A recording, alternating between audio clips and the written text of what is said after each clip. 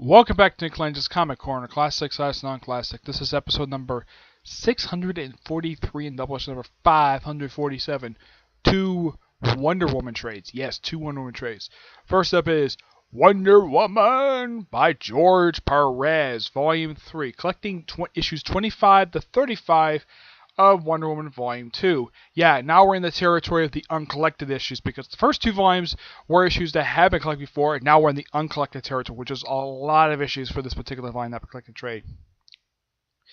With this one, you have stuff like the first couple issues dealing with the storyline Invasion, like the first issue of issue 25 having Wonder Woman team up with Red Rocket and Guy Gardner to save Eda Candy, of course also working with the JLI.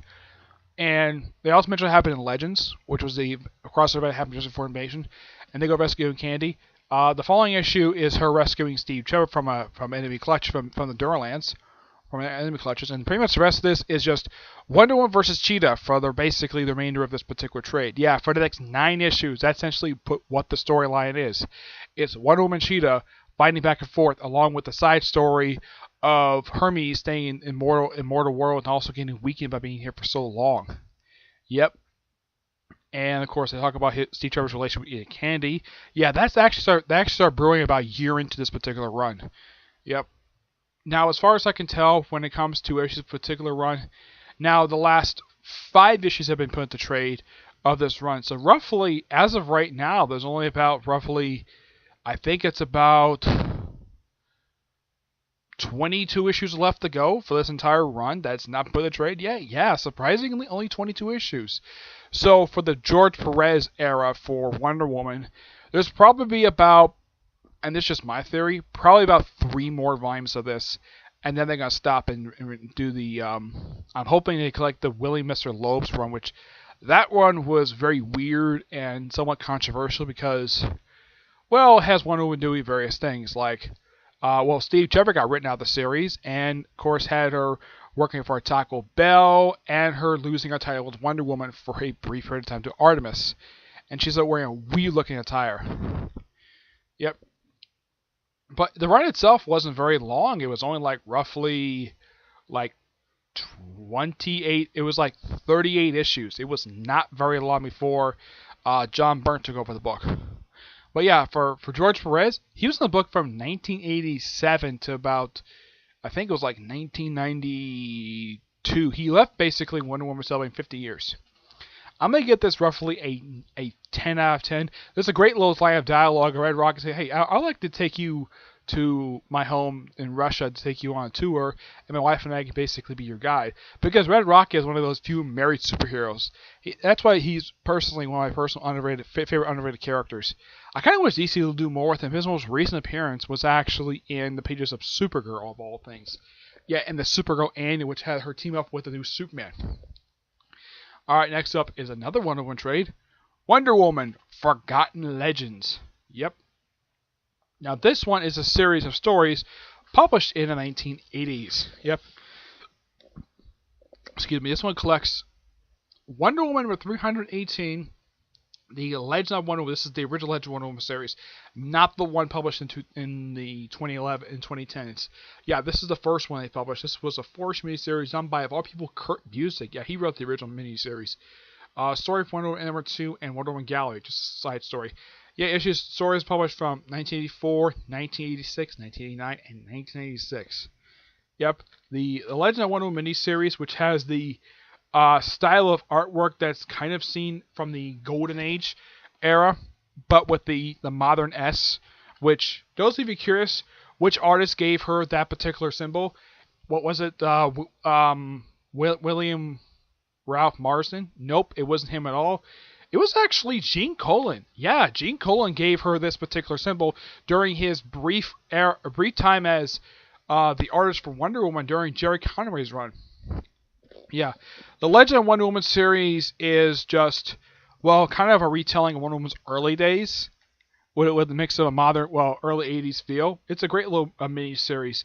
And it's written by Kurt Busiek of all people. It's one of his first early works he wrote. And then pretty much right after this miniseries, it's printed in here the way they have this set up though. And the main thing of the series is this woman here on the cover, yeah, this evil queen, yeah, and she's apparently one of Woman's first villains. Yeah, and that's simply put, the art style is very similar to that of Golden Age style of artwork. That's probably what the artist was going for, and the artist of this miniseries is, because the writer is Kurt Busiek, because he wrote this miniseries. The artist is, let's see if I can find his name here. Okay, it's done by Trina Robbins. Yeah, she's the one who does this really good artwork. The 318-inch, this is actually roughly about a year before the relaunch of the Wonder Woman title in 1987.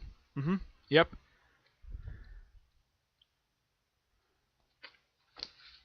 Let's see if I can find her page here. Let's see.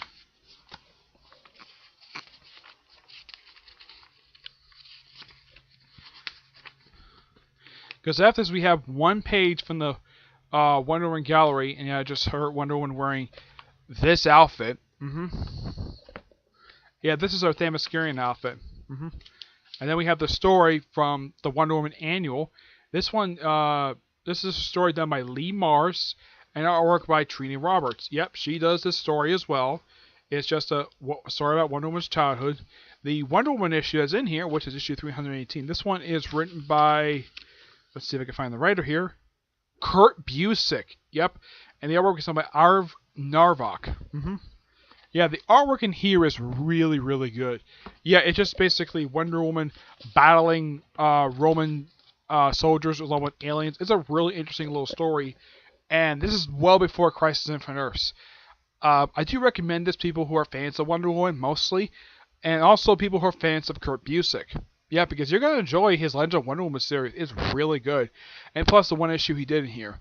Yeah, he did have a run in the early 80s, yeah.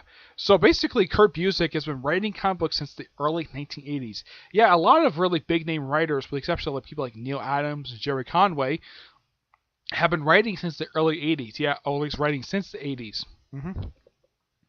I'm going to give this a 10 out of 10.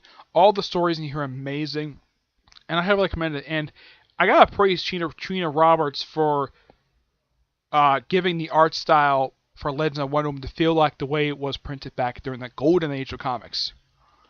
Yep. So, that's it for this episode. Stay tuned for whenever I get a chance to the next episode, because I'm getting more trades in tomorrow from the library. Okay? But until I see you on the next review, which is going to be a review of One Punch Man. That'll be later on today. Because I started that last night, and I'm 2 episodes in with only 10 more left to go. Okay? But until I see you in the next review, bye.